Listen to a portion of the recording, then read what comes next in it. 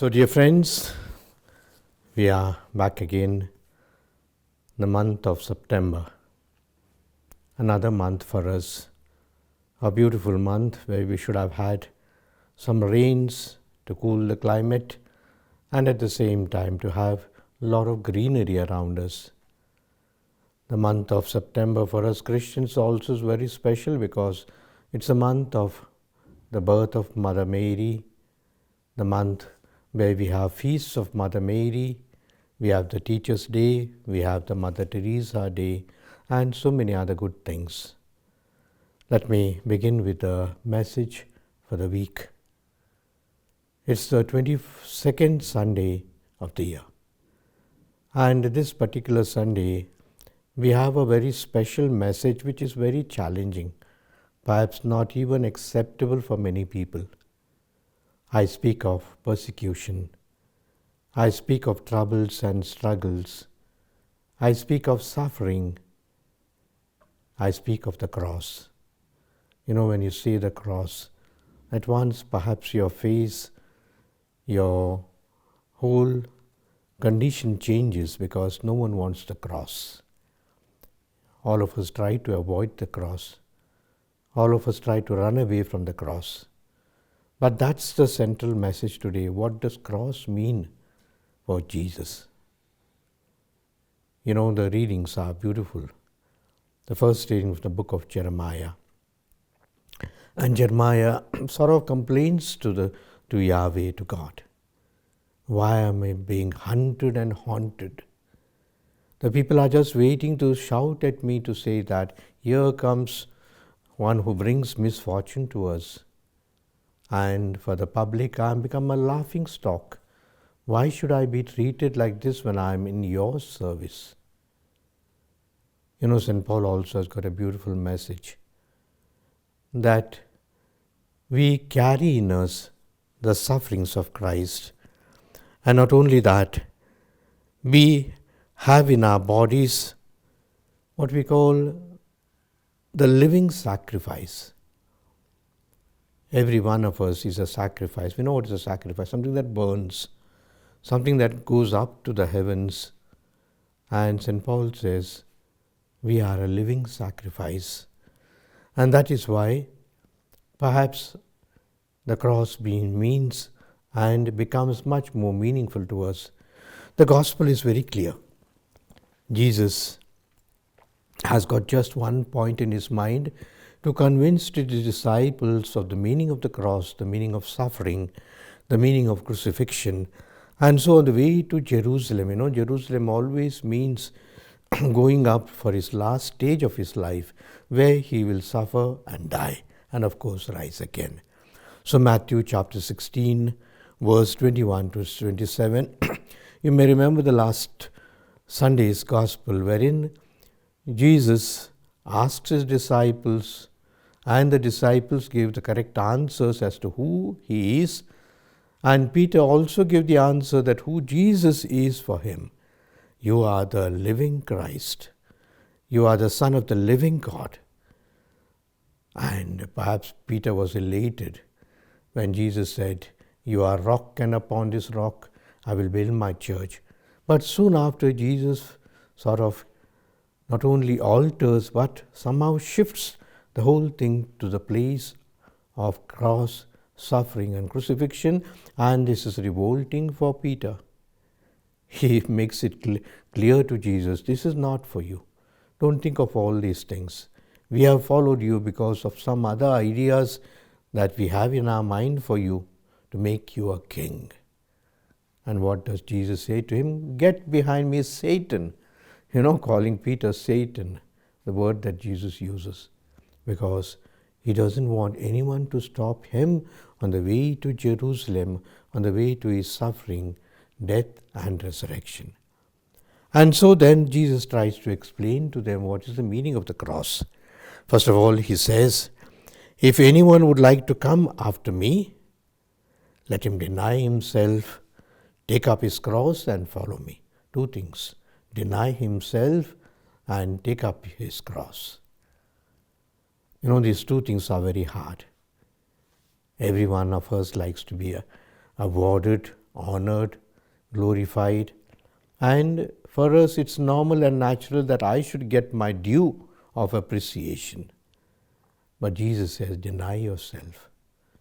Denigrate, perhaps don't put yourself higher than anything else.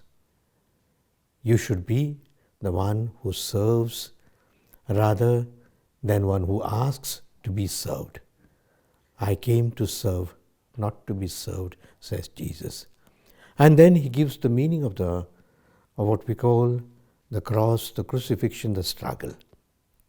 And he says, whoever would like to save his life will lose it. And whoever would like to is ready to lose his life, will not only save it for himself, but also for many others. It's another place. Jesus has given a beautiful sort of a symbolic meaning of the cross in the form of a seed. When the seed is sown, after a few days, it's beautiful to see how it sprouts. But then if the seed cannot change itself, or perhaps what we say cannot die, we will not have the new sprout, the new sapling, because the seed is as it is. Try putting a boiled seed into the soil. Will it ever sprout? It will never sprout because it's dead. But when the seed dies, you get new life. And that is what Jesus means. That in our sort of dying, in our way of losing, not only someone else comes up, someone else is benefited, and this is the principle of life. The parents, as much as they struggle, as much as they perhaps even I would say suffer for their children, the children will be happy. The children will grow well.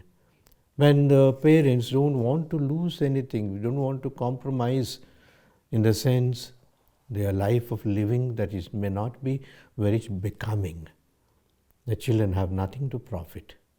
Perhaps they might even say, my parents didn't lose anything in bringing us up. And that is why at every moment of our life, this principle is very important. Because ultimately, suffering and pain have a meaning. Suffering and pain is a mystery.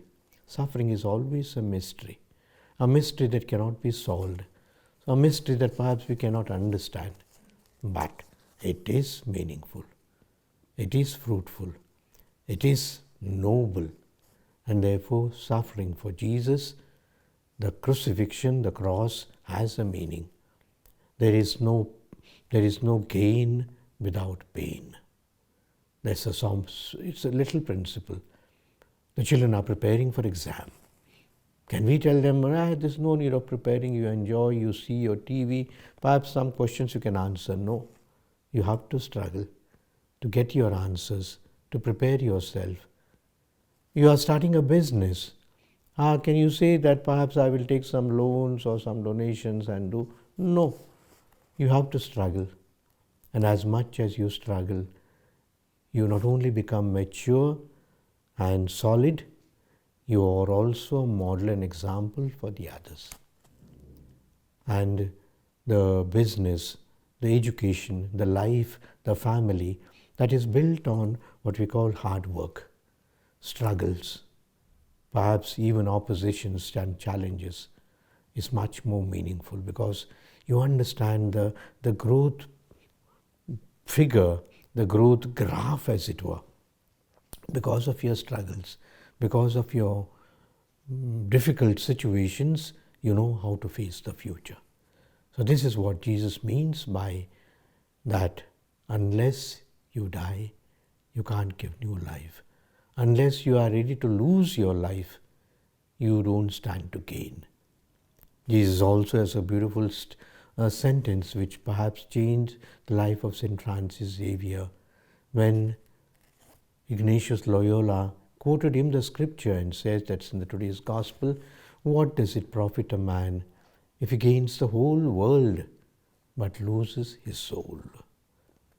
All the other things that make us gain the whole world, perhaps in business, in industry, in our enterprise, what does it profit?